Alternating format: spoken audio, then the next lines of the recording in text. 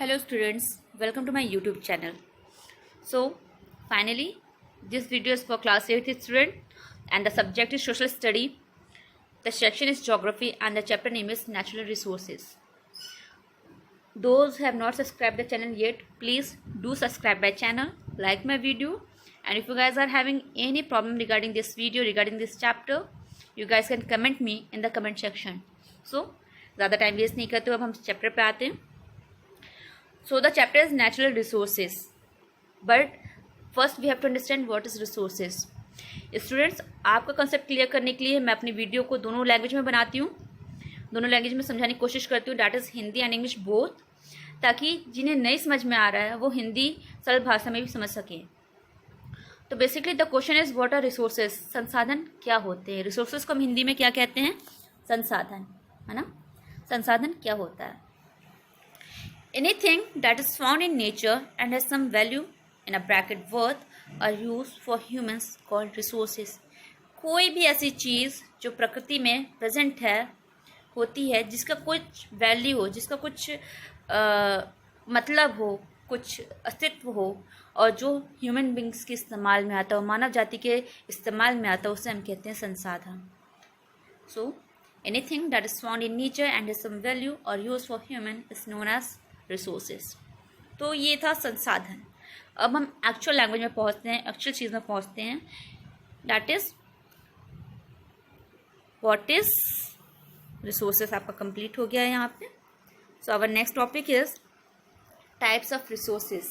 जाहिर सी बात है, अगर हम बात करें संसाधन की, तो संसाधन कई तरह के होते हैं, और according to our chapter basically we are having 3 type of resources. The first one is natural resources, the second one is human resources, and the third one is which one? Human made resources. तो first one है हमारा natural resources, जिसे हम हिंदी में कहते हैं प्राकृतिक संसाधन.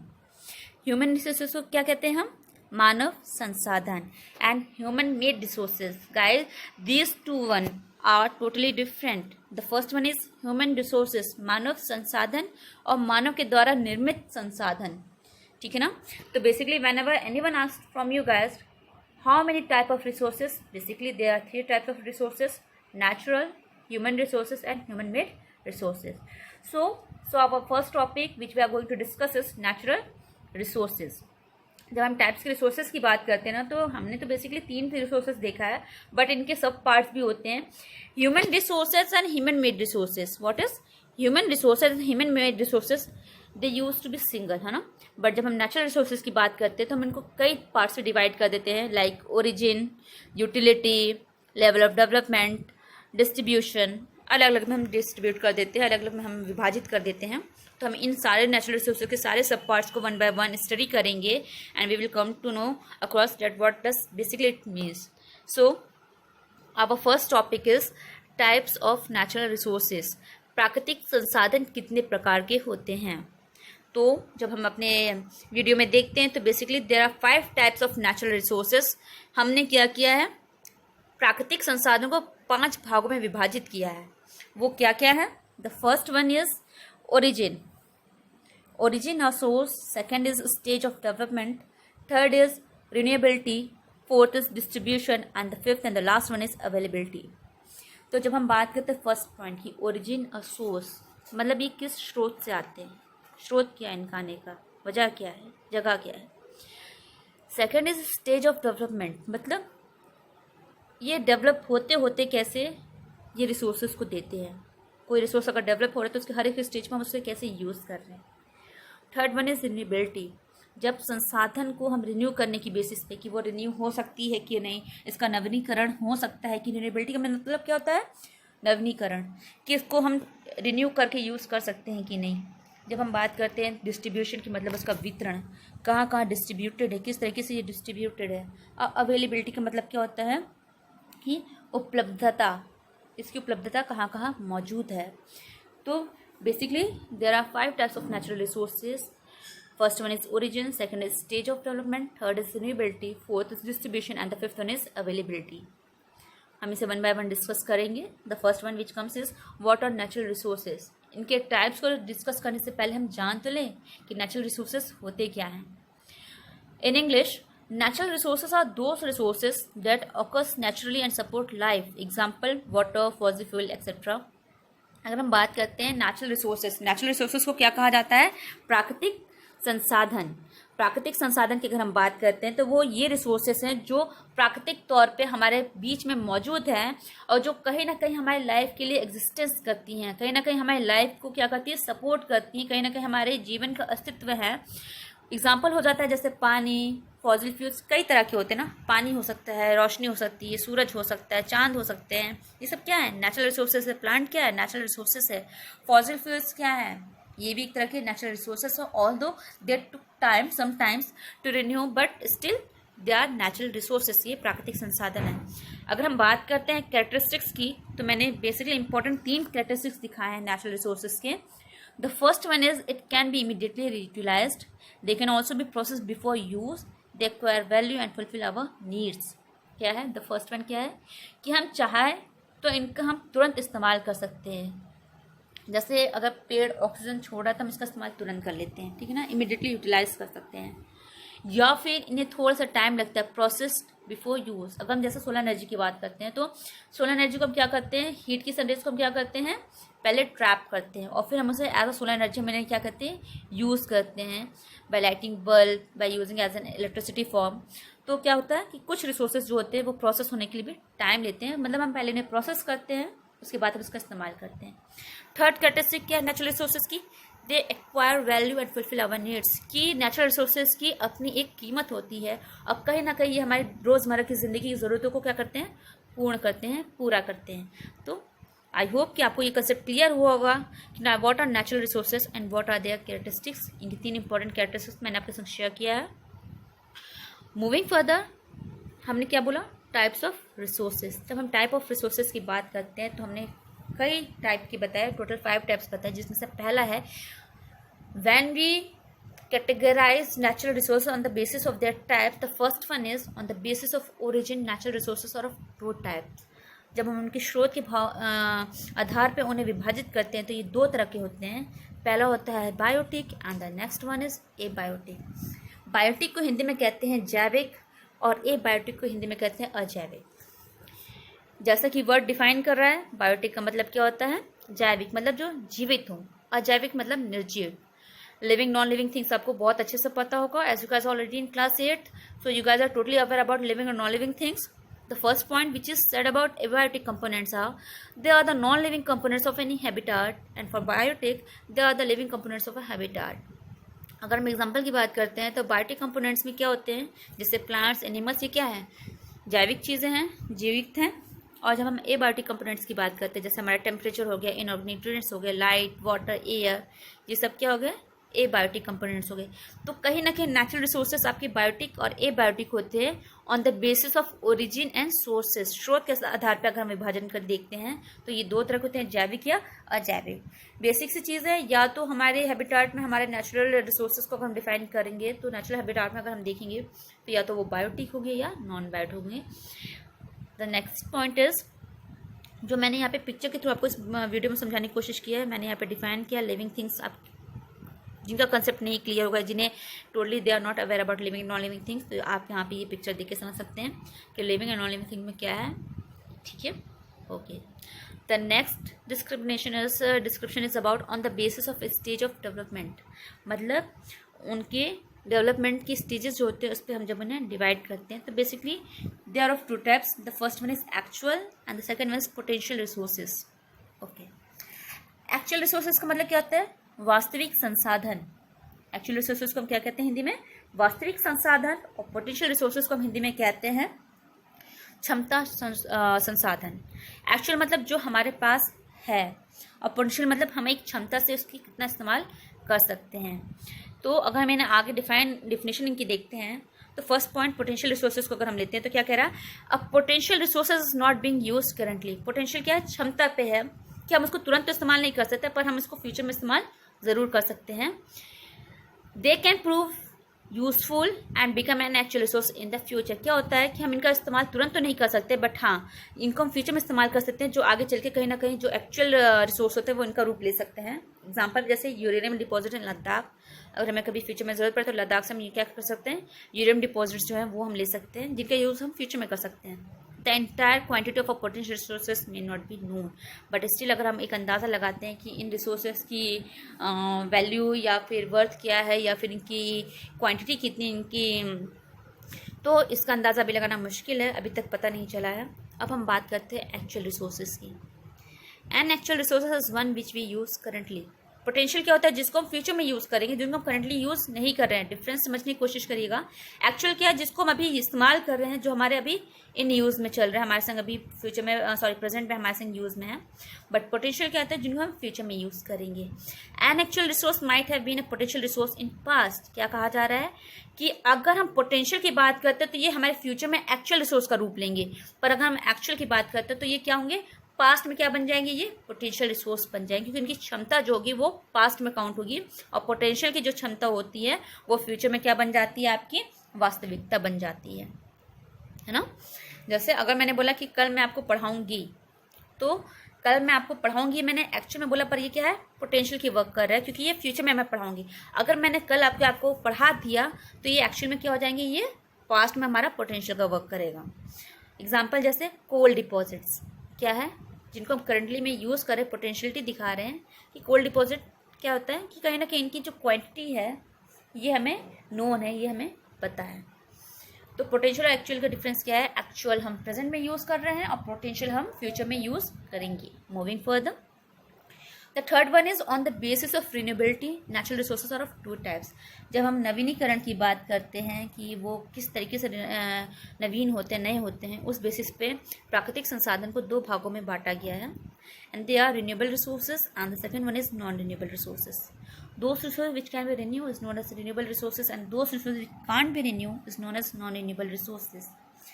रिन्यूएबल रिसोर्सेज को हिंदी में कहा जाता है नवीनीकरण संसाधन, नॉन रिन्यूएबल को कहा जाता है अप्राप्य संसाधन, है ना।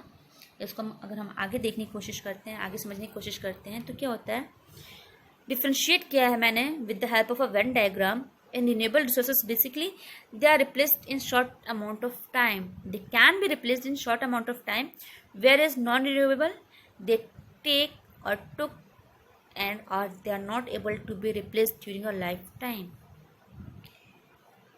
Renewable resources do not pollute the environment. They are more expensive, okay? But when it comes to non-renewable, form from the remains of decaying organisms, million of years to form, pollute the environment. तो basically यहाँ पे जो बताया जा रहा है नवीनीकरण को और अप्राप्य संसाधन के बीच में जो विभिन्नताएं बताई जा रही वो ये है कि renewable resources can be replace in short amount of time, मतलब हम इसको रिप्लेस कर सकते हैं, मतलब हम इसको दोबारा बना सकते हैं कम समय में, ठीक है, ये जल्दी जल्दी बन सकते हैं। दूसरी इंपॉर्टेंट चीज़ क्या है कि हमारे इन्वायरमेंट को, हमारे पर्यावरण को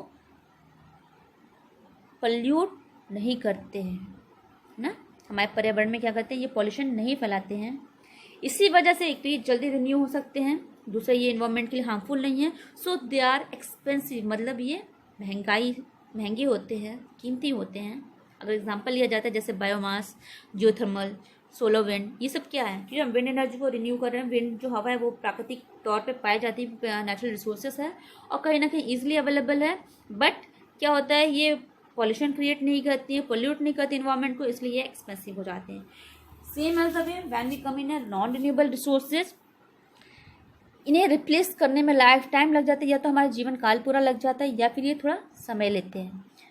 ये क्या होते हैं, जो डेड रिमेन ऑर्गेनिजम्स होते हैं ना, जब पतन होता है किसी चीज़ का, ये जो हम कूड़ा करकट जो हम फेंकते हैं ज़मीन में, जब वो एक ऊपर एक चढ़ते जाते हैं और एक लेयर फॉर्म करते जाते हैं, तो जब इन्हें बनने में हज़ारों साल या 1000 साल से भी ज़्यादा लगता है, तो क्या होता है, ये बनते हैं नॉन रिन्यूएबल रिसोर्सेज, मतलब जिन्हें बनने में एक अरसा लग जाता है, एक टाइम लग जाता है। So they took a large amount of time, and कहीं ना कहीं लार्ज अमाउंट ऑफ टाइम लेते हैं, इनमें कार्बन की मात्रा ज़्यादा हो जाती है, तो क्या कहते हैं, they create pollution to the environment. Example में जैसे यहाँ पे कोल है, कोयले का हम एग्जाम्पल लेते हैं, तो आपने देखा होगा जब हम कोयले को जलाते हैं तो उसमें से धुआं निकलता है, sometimes in excessive amount of black colour smoke और black colour of gas we use to see from coal, कि हम देखते हैं कि कोल में से काले काले धुएं उठ रहे हैं, तो कहीं ना कहीं ये इन्वायरमेंट को भी पल्यूट करते हैं।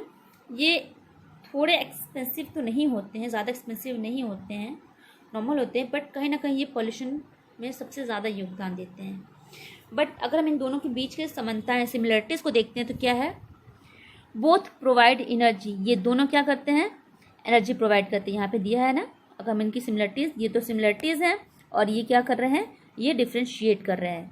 तो ये दोनों डिफ्रेंशिएशन पॉइंट हो गए। और ये सिमिलरिटीज़ क्या है कि दोनों प्राकृतिक संसाधन से आते हैं, दोनों के दोनों एनर्जी प्रोवाइड करते हैं और दोनों के दोनों क्या होते हैं, ह्यूमन बींग्स के डेली लाइफ में इस्तेमाल किए जाते हैं मानव द्वारा। Moving further to our next topic, जब हम बात करते हैं डिस्ट्रीब्यूशन की बेसिस पे, on the basis of distribution natural resources are of two types, ubiquitous and localised. Ubiquitous की बात अगर हम करते हैं तो इसका मतलब होता है सर्वव्यापी। सर्वव्यापी की जब हम बात करते हैं तो क्या होते हैं, सर्वव्यापी, हर जगह मौजूद होते हैं, ठीक है ना, जिन्हें हम ईजिली गेन कर सकें। बट जब हम बात करते हैं लोकलाइज्ड रिसोर्सेज की, तो लोकलाइज्ड रिसोर्सेज क्या होते हैं, ये स्थानीय संसाधन होते हैं। लोकलाइज्ड रिसोर्सेज को हम हिंदी में क्या कहते हैं, स्थानीय संसाधन। और यूबिक्विटस को हम क्या कहते हैं, यूबिक्विटस जो होते हैं वो हमारे क्या होते हैं, सर्वव्यापी होते हैं। तो जैसे कि हिंदी की नेम से हमें पता चल जाता है, why I am telling each and every word in Hindi also, कि ताकि आप समझ सकें। Those who are good in English, that is very good, very well, excellent. But those who can't understand the English very well, they can make their concept clear by my video through Hindi language. So अब हम आगे बढ़ते हैं। तो क्या है जो हमने यहाँ पर डिफ्रेंशिएट करने की कोशिश की है यूबिक्विटस और लोकलाइज्ड रिसोर्सेज के बीच में। This resource is one which is found all over the world. अभी मैंने बताया सर्वव्यापी संसाधन क्या होते हैं, जो हर एक जगह मौजूद होते हैं। Okay, it's presence is not govern by physical condition. Example air, इसकी फिजिकल कंडीशन पे ये डिपेंड नहीं होते, मतलब कि कुछ बारिश या धूप से नहीं होते। एयर है और एयर क्या होता है, permanently throughout our environment they are use to be present. But when we are talking about localized, they remain in some part of our country और द वर्ल्ड।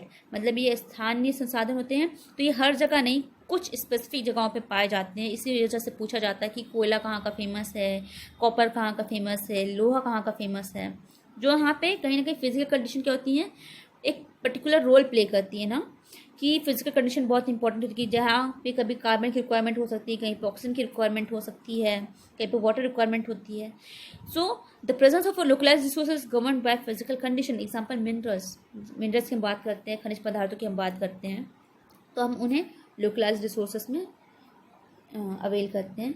अब हमारा जो नेक्स्ट टाइप रहा है resources का, वो था second था हमारा human resources. Human resources constitute human beings themselves. अगर हम मानव संसाधन की बात करते हैं तो कहीं ना कहीं जो मानव जाति है उसी को मानव संसाधन के नाम से भी जानते हैं। They are considered to be the most important resources. जाहिर सी बात है, जब हम नेचुरल प्राकृतिक संसाधनों की बात करते हैं, जब ये लाइफ में हमारे इंपॉर्टेंट है, तो जो इन्हें कंज्यूम कर रहा है, जो इन्हें अवेल कर रहा है, तो कहीं ना कहीं ह्यूमन रिसोर्सेज भी बहुत इंपॉर्टेंट हो जाते हैं। Because no gift of nature can develop and utilize as a resource. When we talk of the human resource, it must be assessed both in terms of quality and quantity. जब हम मानव संसाधन की बात करते हैं तो हम दोनों टर्म्स को असेस करते हैं, साथ लेके चलते हैं, क्वालिटी और क्वांटिटी, ठीक है ना। क्वालिटी और क्वांटिटी होना दोनों में बहुत ज़रूरी है। क्वालिटी मतलब लक्षण और क्वांटिटी मतलब आपकी हो जाता है मात्रा, है ना। द वर्ड क्वांटिटी मीन्स मात्रा। तो नेचुरल रिसोर्सेज कहीं ना कहीं ह्यूमन रिसोर्सेज को भी इंक्लूड करता है। They must also be possible manner along with educational expertise. Our healthy human population base is also stimulate in the economic and social development of a region.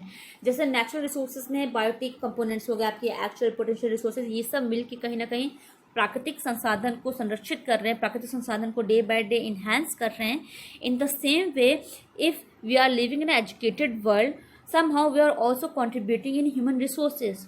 जैसे आपके biotic components, सारे components मिलके on the basis of renewability, distribution, quality, development, ये सब मिलके कहीं ना कहीं नेचुरल रिसोर्सेज को इन्हांस कर रहे हैं। इसी तरह ह्यूमन रिसोर्स भी अपने आप को, अगर हम एजुकेशनल वर्ल्ड में रह रहे हैं, एक एजुकेटेड वर्ल्ड में रह रहे हैं, हेल्दी ह्यूमन पॉपुलेशन है, तो कहीं ना कहीं हम भी एक मानव संसाधन को एक क्षेत्र में आगे बढ़ा रहे हैं in the field of technology. और इसी टेक्नोलॉजी, इसी डेवलपमेंट को हम एक नाम से जानते हैं जिसे हम कहते हैं ह्यूमन रिसोर्स डेवलपमेंट। ओके, तो ह्यूमन रिसोर्स डेवलपमेंट क्या होते हैं? A natural resource becomes a worthwhile resource only when human have use for it.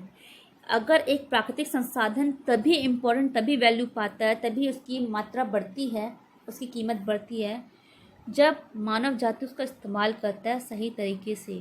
अगर कोई फॉर एग्जांपल कोई एक पीस ऑफ पेपर या एक पेपर है, अगर हमने उसका यूज़ नहीं किया है तो उसका कोई यूज़ नहीं होगा। बट अगर हमने उस पर कुछ लिख दिया है, कुछ इंपॉर्टेंट लिख के अगर हमने उसे स्टोर कर लिया है, तो मतलब हम उसका यूज़ कर रहे हैं। जैसे मिनरल ऑयल को अगर हम फिल्टर नहीं करते या फिर हम उसको पहले निकालें, उसको कन्वर्ट करें पेट्रोलियम जेल में, और अगर हम उसको चेंज नहीं करते हैं तो वो किसी यूज़ का नहीं रहता है ना। बट हम क्या करते हैं, मिनरल ऑयल को निकालते हैं, हम उसे एक्सट्रैक्ट करते हैं, उसको कन्वर्ट करते हैं पेट्रोलियम जेली में या टर्पेंटाइल ऑयल में, ताकि क्या होता है आगे जो मानव जाति उसका इस्तेमाल कर सके। इन्हीं सारी, जब हम अपने एजुकेशन क्वालिटी को इन्हांस करते हैं, स्किल्स को, अपने एक्सपर्टाइजेशंस को आगे बढ़ाते हैं, तो कहीं ना कहीं जो ह्यूमन बींग्स हैं वो क्रिएट करते हैं और भी संसाधनों को, और इसी को हम कहते हैं ह्यूमन रिसोर्स डेवलपमेंट, HRD। ये बेसिकली क्या होता है, जो हमारी एजुकेशन सिस्टम होती है और जो नेचुरल सिस्टम होता है उसको कंबाइन करके हम क्या करते हैं, अपनी रोज़मर्रा की ज़िंदगी में यूज़ करते हैं।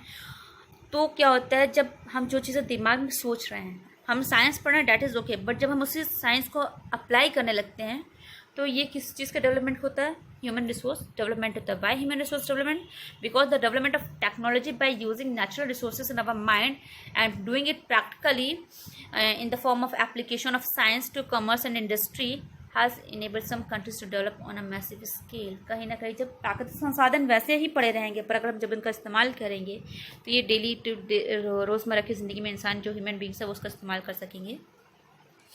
The last one is human made resources। Basically there are 3 types of resources: natural resources already discussed, human resources already discussed, now the last and the third point is human made resources। मानव द्वारा जो बनाए गए संसाधन हैं, मानव निर्मित संसाधन क्या होते हैं? जब हम नेचुरल रिसोर्सेज को और ह्यूमन रिसोर्सेज को आपस में कंबाइन करते हैं ना, तो हम क्या करते हैं, मानव निर्मित संसाधन को हम क्या करते हैं, निर्माण करते हैं।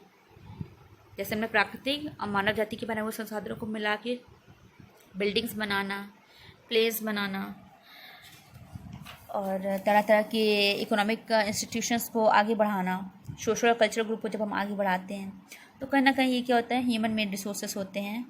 जिससे क्या होता है कि डे टू डे हम उसको और भी ज़्यादा इम्प्रूव करने की कोशिश करते हैं। When humans conduct research to improve the quality of crops and goods they produce.